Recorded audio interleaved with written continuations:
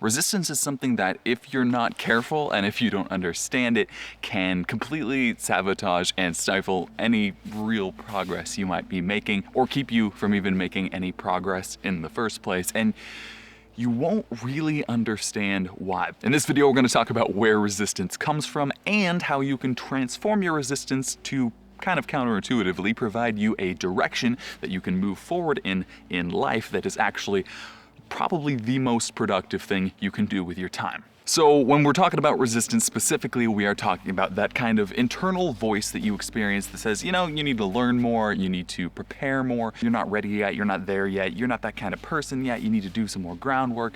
Some of that, of course, is valuable. Like, of course, there's going to be certain occasions in your life where you do, let's be real, you need to prepare more. We're not obviously going to know all the answers right away, like learning is a good thing. That said, there is a tendency that a lot of people have to use that to basically procrastinate indefinitely, right? In my last video, we kind of talked about this a little bit. Well, when we're experiencing that resistance that says, you know, oh, you need to wait longer, you're not ready yet, you don't know how to do it yet, don't try, just stay in your lane, that kind of thing. Who do you think you are to do this?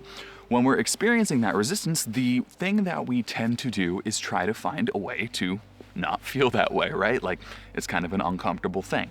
So we will come up with stories to explain to ourselves and rationalize that thought process, right? We'll feel like, oh, you know, this thing is new and scary. I don't know how to do that. There's a lot of unknowns in that. Or maybe it's something you do know, but it's just challenging, right? Like maybe it's going up and talking to somebody who you find really attractive. Potential for rejection comes up, like all your internal insecurities kind of bubble up a little bit. You have to kind of balance that out, and in that feeling you feel a bunch of resistance. You know, they're probably taken anyways, maybe it's better not to even try, this wouldn't work out, the opportunity's not quite right. In doing that, we censor ourselves and we end up holding ourselves back. The world doesn't really need to do anything. All the limitations are actually self-applied. The point is that we are trying not to feel those feelings of resistance, right? We want to get to the point where we are prepared enough that we don't feel like we're not ready, right? We want to feel like we will be in control of the outcome, like we have enough of a grasp of the situation to know how we're supposed to act, to minimize any negative emotional feelings of like, oh, we had to learn something, we got embarrassed. We don't want any of that, right? So the preparation aspect is, how much do we have to learn for that internal switch to flip over to where you go, oh, okay, I'm at the point where I understand this now, and I'm not going to risk feeling embarrassed or feeling afraid or feeling like I'm kind of an outcast. We don't want any of that. And this means that the more new something is, the more we want that thing to happen, the more important something is to us, the more resistance we experience, right? Like if you're in a job interview versus having a conversation with your friend, you are strangely going to be more tense and more nervous, which paradoxically makes you less likely to be successful in your job interview. Same thing when you're talking to somebody who you find really attractive versus talking to somebody you find not that attractive, right? You might be more relaxed, more open, more funny, more fun with the person who is less attractive to you. And when you talk to the person who's more attractive to you, you're going to tense up a little bit and feel less comfortable and feel like more intense, which makes you less attractive to them. But it's all a self-applied internal feeling that we then use to determine how we interact in the world. So why do we feel so much resistance to the things we actually want that we think could impact our lives positively, especially if it actually makes things worse for us, right? Like what's the point of us feeling all this resistance towards those things that we actually want? Where does that come from? That resistance is formed from our deep down internalized perceptions of ourself, right? The things we think we're good at, the things we think we're bad at. We might experience a ton of resistance with something that puts us out there and we feel vulnerable in, for instance, like asking somebody out, that's a good example, but have another area like our job where we feel completely confident and like we've mastered everything, right? It is a function of our familiarity and experience in a particular field. Because the thing is, no matter the specific arena you find yourself in, a lot of us know deep down what we should be doing in life, right? We know the steps we might need to take. We think, going back to the dating thing, well, if I want a better relationship, maybe I need to try putting myself out there. I need to start asking out different people, but that is uncomfortable. That forces us to try something new, and we don't generally like that so much. So instead of owning that the problem is our own lack of ability to try something new or put ourselves out there, we'll say, oh, you know what? The women in this town are just like this. Oh, the men around here are just this way. We ignore the fact that maybe the problem is our own assumptions and the way we have limited and boxed ourselves in based on our resistance, determining what we are comfortable trying, right? We're going to only try like 3 things because, well, all of this other stuff, we've already decided that's not right, that's not right, that's not right, that's not right, based on this resistance. It doesn't feel very comfortable, doesn't feel very normal, so those can't be the options. So out of the 3 things that we've tried, none of them really worked, so we're just gonna write it all off. That's sometimes how our minds can work. I think I'm getting too dark over here. There we go, this is better. I think that deep down, a lot of us know what we actually need to be doing, right? We feel that resistance and we don't wanna feel that. So we have this internal disparity where on one hand we think, I should be going out there and trying these new things, right? I should be out there trying to date new people. I should be out there pursuing the things that matter to me. But on the other hand, we have this fear of resistance, right? We have this feeling like, well, I don't know how to do that. I feel all this discomfort when I consider it. And then there's this battle between these 2 perspectives, and we have to kind of rationalize some kind of cohesive perspective. So we'll say, well, you know what, I'm just not that kind of person, or you know what, I'm just not good enough at this, or you know what, the people around here aren't my type, or you know what, I'm just not cut out for this specific job. Basically what we're doing is we're trying to take this disparity where we know these are the steps we should take to get the thing we want. We know that this is kind of the person we want to be. Over here, we might not know the exact specifics. Bird, squirrel, I don't know. We might not know the exact specifics, but we know that generally speaking, this kind of person does this kind of thing, right? But on the other hand, we feel all this resistance and terror and like, I don't know how to do that. I can't do that. I've never tried anything like that. So, a couple paths. Well, we could learn more. We could say, I'm not cut out for it. I'm not this. But all of those courses of action rely on a core assumption that the resistance is something that actually needs to be solved. And sometimes it's not actually a real problem. Sometimes the resistance is merely an illusion that our minds come up with to try and keep us kind of coherent with who we have been in the past. One of the strongest tendencies, this is interesting, Robert Cialdini wrote this book on the psychology of persuasion. It's called Influence. One of the most powerful levers of influence, one of the things that has the biggest impact on the decisions that people make is consistency. People have a tremendous desire to remain consistent with who they have been in the past. And this cuts through our core and determines a lot of the way we live our life. If we have been a certain way up until now, we feel internal pressure, it doesn't even have to be from the outside, to stay the same. There's also external pressure. Our friends and family will kind of expect us to be more or less the same person we were yesterday. But a lot of that pressure comes from inside. So what can happen is when we are kids, when we're growing up, when we're young, we start to learn that we have some kinds of limitations. We say, you know what, this happened bad when I did this thing went wrong, I'm good at these things, I'm bad at these things, that's who I am. And the more we believe that, the more we decide that as a child or as a young adult or even as an adult, that these are the things I'm good at, this is the core of who I am, our consistency bias, the desire we have to kind of maintain our cohesive sense of self and not just flip all over the place in terms of our personality, because we've learned that that generally has negative consequences. But we can overdo it. We can believe too strongly in that sense of self. We can end up holding ourselves too cohesively to our past identity. And then what happens, right? When we experience things that we think would be interesting, we say, oh, well, this is the way I've always been. These are the kind of people I've always gone out with. You see somebody who's attractive, but they're different. And you think, it would never work. I'm not that kind of person.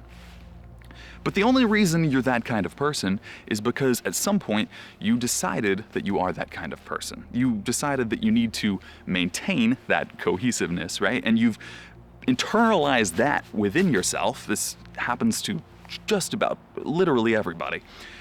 We internalize that belief that I need to be this way or this is who I am, and then that colors all of our future decisions and all of the choices we make going through our life and how we interact with the world. So whenever we consider doing something or becoming something or saying something that was inconsistent with our past, we start to censor ourselves. We say, well, that does not line up with who I am and who I've been. So if you find yourself in a job that you hate, but you have this dream to go travel the world or whatever, that's me, you experience a resistance that says, well, you're not that kind of person. You don't know how to do that. Who are you to travel the world? Who are you to do those things? You don't know what you're talking about. How are you ever going to do that?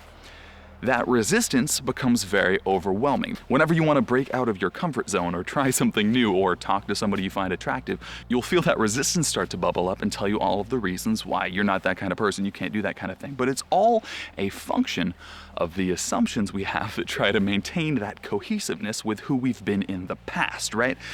All of that resistance comes from the story we tell ourselves about who we are, and the discrepancy between that past version of ourselves and the thing we want to try or we think might be interesting.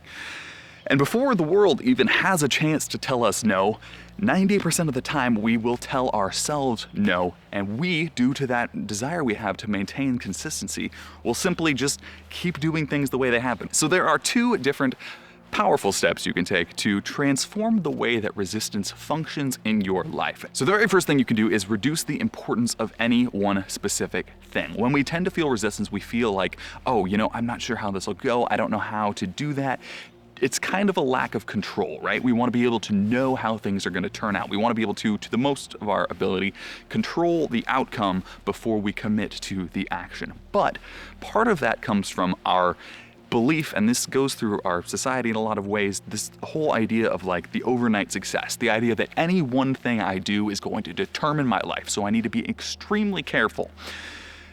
Sometimes that happens, but in the vast majority of cases, any single thing you do is merely a step. We tend to overconsider taking action and then undercommit. Like we'll take way too long to decide to do something, and then we'll be very quick to say, you know what, it's not working, I'm gonna throw in the towel. Because it's hard for us to convince ourselves to put in all this work towards change, and then when we don't see results very quickly, we say, whatever, I don't want to do it anymore. That holds us back in so many ways, because when we put all that importance, we say, you know what, this is gonna be my best work ever. Everybody's gonna love it. Oh, this is gonna be great. I'm gonna do this artistic thing. It's gonna be fantastic. We put all this effort in, and people are like, eh. Then we feel broken inside. Oh man, I put all this work in, I thought about it, I spent so much energy. But all of that was internally applied. It was our own desire to have this one thing be our stunning act that immortalized us forever. This one job is going to be the job that fulfills me. This one person, I need them to like me. I need to make this impression perfect because they're the one for me. We fanatically focus on just this one thing being so important. We do that paradoxical thing where we actually push it away from us. We make it harder for ourselves to actually succeed in that pursuit. So step one when it comes to resistance is look objectively as much as you can at the resistance and just relax a little bit. Just think, you know what? It's probably not the end of the world if this one thing goes wrong. It's probably not the most important thing that's ever happened in my life. And please hold. It's probably not the most important thing that'll ever happen in my life. I probably don't need to worry quite so much about it. That alone frees up a tremendous amount of mental bandwidth that you can stop worrying about things and you can just actually engage in the situation itself. You can focus more, you have more attention span, you can have more fun, you can relax a little bit, and you're not coming across so much as somebody who's like tensely gripping this wheel trying to drive and not crash in everything you do. That neediness that comes from projecting outward, this I need this one thing to work, actually ends up repelling people. So the very first thing you can do, focus on the fact that generally most things you do will not be completely life-defining, and thus you don't really need to treat them as if they are the most important thing and you need it to go a specific way. Release that grip on control just a little bit. The second thing you can do is realize that due to the fact that the resistance is proportional, right? The bigger the resistance, the bigger the change, the more it clashes with that internal sense of self you have, the desire to like remain consistent with who you've been in the past. If you're brave and if you really want to change your life, you can see resistance as a compass, as a thing that points you directly to where you need to go. Think of it this way, right? You don't feel resistance towards the things you've already mastered. You don't feel the resistance at the areas you've already had experience in. All of those we feel proportionally less resistant to. By embracing the fact that that resistance is simply the discrepancy between who we've been in the past and the thing we're considering, we can use that measurement to say, you know what, this challenges me because I'm not used to it. This challenges me because I don't think I'm good enough. That in and of itself actually shows you what you must do in order to succeed. You must push through those barriers if you truly want to grow. You can read and learn and practice and do all of these things we try to do to feel less resistance. We try to feel okay. We try to master it to the point where we go, oh, the resistance to the desire ratio is good enough that I can do this now. But all of that is merely us trying to manipulate the way we internally feel to make us okay with that past self-perception we have.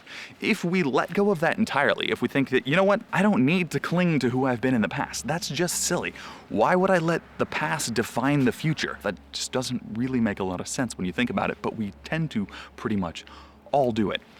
If you are brave enough to own that and accept it and move straight into the fire, resistance points you towards what you need to do. The things that you feel internally like, oh, I can't do that, go do them anyway. And that will inherently both prove to yourself that you can do it because you've just done it and you've decided that it's not the most important thing in the world. So even if it doesn't go right, you've at least tried, which your past self would have had no business doing. You also become better at the thing itself. You get the experience that then lets you be more confident in that realm.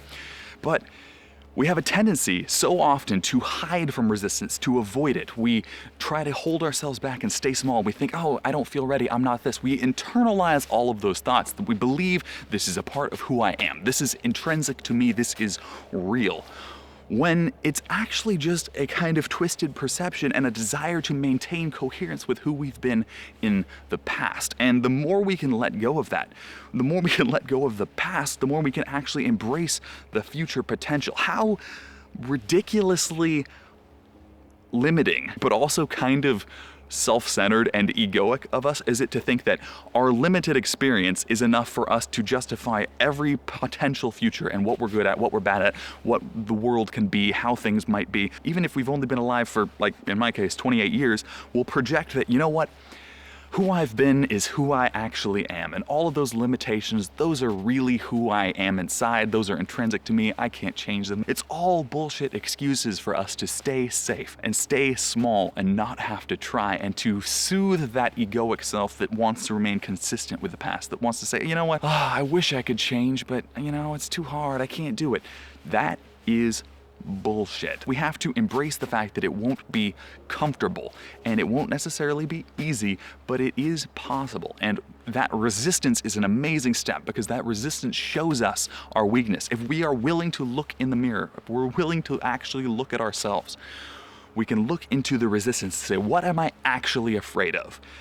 And then do it. And don't wait for yourself to not feel the fear. Don't wait for the resistance to go away. The resistance will always be there. The resistance itself must be conquered because that is the growth. The growth that you want, the growth that we need comes from pushing into that resistance. So that is what resistance is, how it works, and hopefully how we can learn from it, use it to actually motivate us to move forward and conquer the things that have held us back in life and not let the past define the future. We live for such a short time. What a ridiculous way that is to live, despite the fact that most of us are sadly doing it.